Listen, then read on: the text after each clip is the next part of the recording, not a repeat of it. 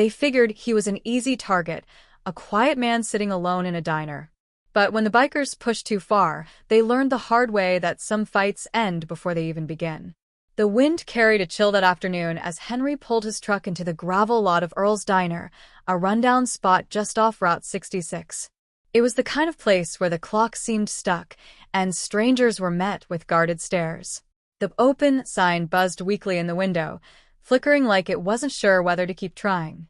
A derelict gas station stood nearby, its pumps rusting into uselessness.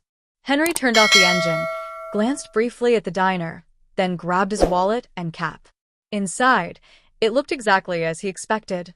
Worn-out vinyl booths, cracked tiles, and a jukebox in the corner gathering dust. The air carried the scent of burnt coffee and stale grease, the unmistakable perfume of diners past their prime. A waitress with tired eyes scrubbed the counter, though it was already spotless, her movements mechanical. When Henry stepped inside, the bell above the door clanged loudly, pulling every pair of eyes in his direction. The stares lingered, not curious, but cautious, and heavy with an unspoken message.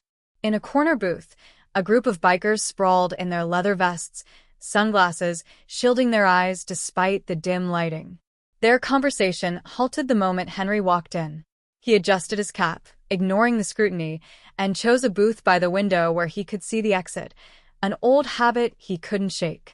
The waitress approached, her notepad trembling slightly in her hand. "What'll it be?" she asked flatly. "Cheeseburger, fries, and a coffee." "Black," Henry replied evenly. She nodded, scribbled the order, and quickly glanced at the bikers, who were now openly staring at him. Their gazes were predatory, but Henry didn't react. Instead, he focused on his coffee cup, tracing its rim as if nothing around him existed. The tension thickened. One of the bikers, a large man with a beard and inked knuckles, leaned back in his seat, raising his voice for the room to hear. "Well, look at that. Got ourselves a tourist," he said, smirking. His companions laughed, a low, ominous sound. Henry didn't acknowledge him. "Hey, buddy," the man pressed. "You deaf, or just rude?" The waitress returned with Henry's coffee, her hand shaking as she set it down. He offered her a faint smile and a quiet, "Thanks." She hurried off, her guilt evident. This wasn't her battle, and she wasn't sticking around for it. Henry took a slow sip, his face unreadable, while the diner seemed to hold its breath. A truck rumbled past outside, gravel crunching under its tires, but inside, the silence was heavy, electric, like the moment before a thunderstorm. The bikers stopped pretending they weren't watching him. All eyes were on Henry now, the room waiting for him to respond. Henry sighed, his shoulders dropping slightly, not out of fear but out of annoyance. He adjusted his cap again and stood slowly, his movements deliberate, as if every second was calculated. The bikers closed in, forming a loose semicircle around him. The waitress gasped softly, her trembling hands clutching the edge of the counter. "You sure about this?" Henry asked, his voice still calm, almost casual, like he was asking about the weather. Travis sneered, his bravado masking the unease still lingering from Henry's earlier grip. "Yeah, we're sure," he growled. "Ain't nobody walks in here disrespecting us, and gets to leave without learning a lesson." Henry tilted his head slightly, his eyes scanning the group. 5 against 1, and they seemed to think those odds were in their favor. He exhaled again, the sound barely audible, then took a single step forward. "I'll give you one more chance to walk away," Henry said, his voice dropping just enough to make the bikers exchange uncertain glances. The smallest one, wiry and twitchy, laughed nervously, trying to break the tension. "What are you, some kind of cowboy? This ain't the movies, pal." Henry didn't respond. He simply raised his hand, gesturing toward the door. For a moment, it looked like the group might reconsider, but Travis wasn't about to back down now. His pride was on the line, and his ego demanded satisfaction. "Take him down," Travis barked. The first biker lunged, a stocky man with tattoos snaking up his neck. Henry moved so fast it was hard to track, his arm shot out, catching the man's wrist mid-swing. A sharp twist and a low grunt later, the biker was on the ground, clutching his arm in pain. The diner erupted. Chairs toppled, fists flew, and the jukebox in the corner shuddered as someone crashed into it. Henry ducked a wild punch from another biker, stepping in close and using the man's momentum to send him sprawling onto a nearby table. Plates and glasses shattered, the sound ringing through the air. Two bikers came at him simultaneously, but Henry was a storm of precision. He sidestepped one, his elbow catching the other square in the chest, sending him staggering. The wiry one tried to grab Henry from behind, but a sharp backward kick to the shin left him howling and hopping on one foot. In under a minute, the diner was a scene of chaos. 4 of the bikers were groaning on the floor, and Travis was the last man standing. He hesitated, his confidence crumbling as he looked at his crew, then back at Henry, who hadn't even broken a sweat. "You still want to try?" Henry asked, his tone neutral, almost bored. Travis's fists clenched, but his courage faltered. He muttered something under his breath, backing away slowly. "This ain't over," he spat before turning on his heel and stomping toward the door. The others scrambled to follow, limping and cursing as they went. The bell above the door jingled frantically as they left, slamming it behind them. The diner was silent except for the sound of labored breathing and the faint buzz of the flickering open sign. The waitress peeked out from behind the counter, her eyes wide with shock and something else, relief. Henry sat back down in his booth, straightened his cap, and reached for his coffee. It was still warm. He took a sip, glancing at the waitress. "Could I get that cheeseburger now?" he asked, as if nothing had happened. She stared at him for a long moment before nodding, a faint smile tugging at her lips. "Coming right up." Outside, the bikers' motorcycles roared to life, their engines fading into the distance. Inside, Earl's diner settled back into its quiet hum, but the story of the man who didn't flinch would linger long after he was gone. The waitress stood frozen behind the counter, the phone still clutched in her trembling hand. Her wide eyes darted between the groaning bikers and Henry, who calmly reached for a napkin to dab at a drop of coffee on the table. "You all right, ma'am?" he asked, his tone polite and measured, as if he hadn't just dismantled a group of grown men. She blinked, then nodded quickly, her voice barely a whisper. "Why, yeah, I think so." Henry gave her a small, reassuring nod before turning his attention back to Travis, who was slowly pushing himself upright. The biker's face was flushed with equal parts pain and humiliation, his pride shattered in front of his crew and the silent onlookers. "You had enough?" Henry asked, his voice steady but firm. Travis glared at him, his lips curling into a snarl. "You think this is over?" he spat, his voice shaky but defiant. Henry sighed and leaned forward slightly, his calm demeanor never wavering. "Let me explain something," he said, his tone dropping low, carrying an undeniable weight. "It is over. You just don't realize it yet. Take your boys, get out of here, and don't come back. Or we can go another round, and I promise you, it won't end any better for you." The room held its breath, the tension thick enough to cut with a knife. For a moment, it seemed like Travis might push his luck again, but the groans of his crew on the floor seemed to deflate whatever resolve he had left. With a muttered curse, Travis staggered to his feet, clutching his ribs. "Come on," he barked at the others, his voice dripping with frustration. "We're leaving." One by one, the bikers struggled to their feet, avoiding Henry's gaze as they shuffled toward the door. The bell jingled harshly as they pushed outside, the rumble of their motorcycles starting up moments later. Henry watched them go, his expression unreadable. Only when the sound of engines faded into the distance did the diner seem to exhale as one.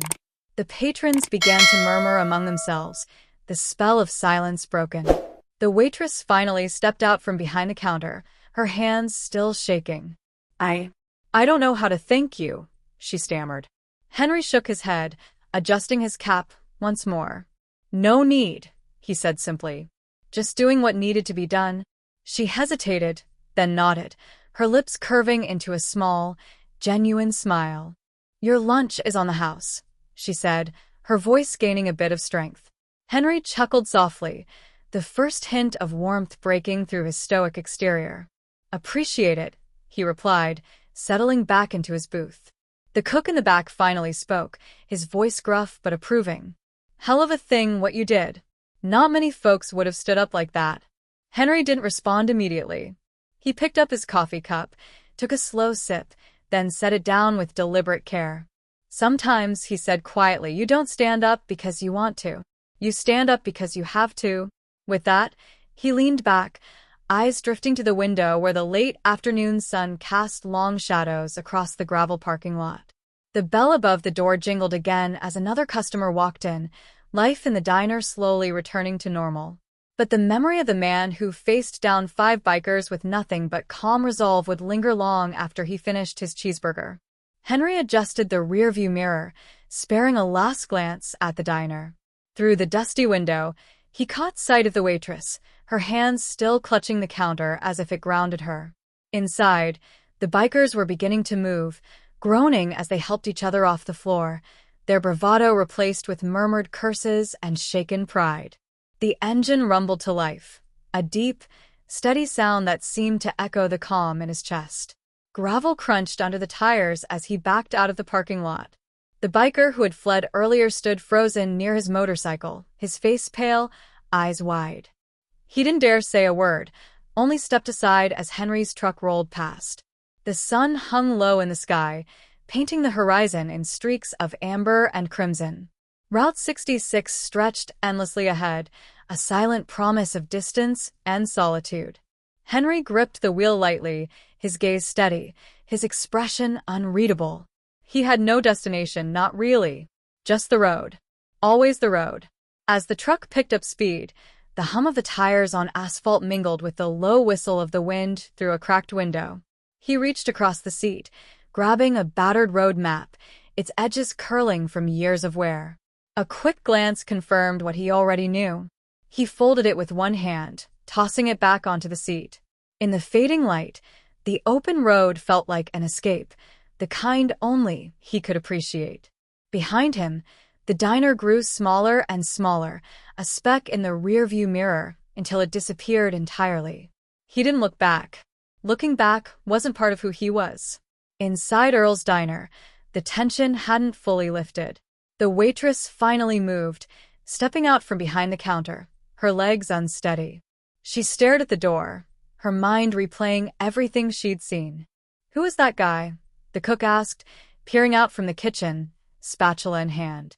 The waitress shook her head, her lips pressed into a thin line. "I don't know," she muttered, her voice barely audible.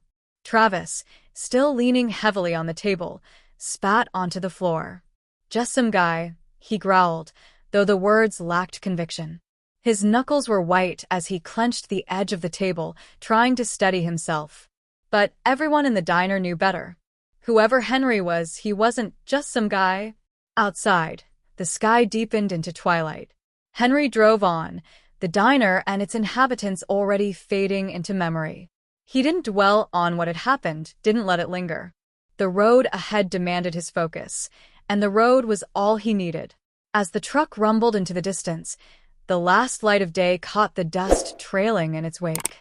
Somewhere, far behind, a bell jingled faintly as the diner door swung shut, leaving behind a story no one would ever forget. Henry's truck rolled down the endless stretch of highway, the hum of the engine steady as the scenery blurred past. The dusty plains and open sky felt like an old companion, familiar and unchanging. He wasn't running from anything, nor was he chasing something. For him, the road itself was enough, a place where noise faded and the weight of the world lifted. Behind him, the story of the diner was already starting to evolve. By the time the sun set, it would be more legend than fact, passed from one mouth to another, growing in awe with every retelling. "Did you hear about that guy at Earl's Diner?" Someone would ask at a gas station down the road. "Yeah, the one who took on 6 bikers and didn't even flinch?" Another would reply, "He just walked out like nothing happened. They say he's ex-military, Navy SEAL, or something." But Henry didn't care about the rumors. To him, it wasn't about proving anything to anyone. The fight wasn't about pride. It was about boundaries, his, theirs, and the line you don't cross if you value your peace. He thought back briefly to the look on Travis's face as he leaned against that diner table, stunned and humbled.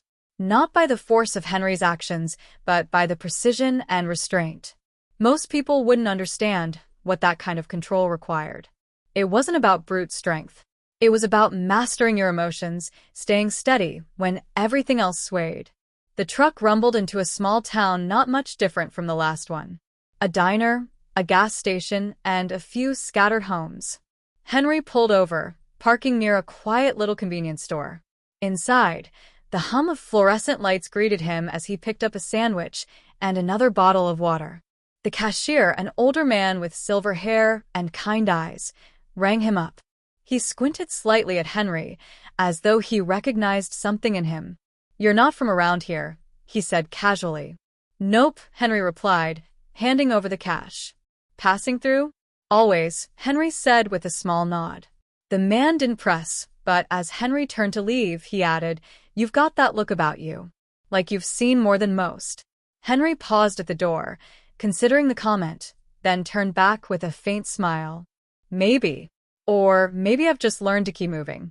The bell above the door jingled as he stepped outside into the evening air. He ate the sandwich on the hood of his truck, watching as the horizon turned shades of orange and purple. The quiet wrapped around him like a familiar blanket, and for a moment, he let himself exhale fully. Somewhere in the distance, another truck rumbled by, its headlights cutting through the twilight. The world was vast, full of people chasing something: money, power, recognition. But not Henry. He had everything he needed right here: the road, the quiet, and the freedom to leave the past where it belonged. As he climbed back into his truck and started the engine, he thought about what the waitress had asked him earlier. "Who are you really?" She wasn't the first to ask, and she wouldn't be the last. But the answer was always the same. "Just a guy getting by," he murmured to himself as the truck rolled forward, the open road stretching endlessly ahead.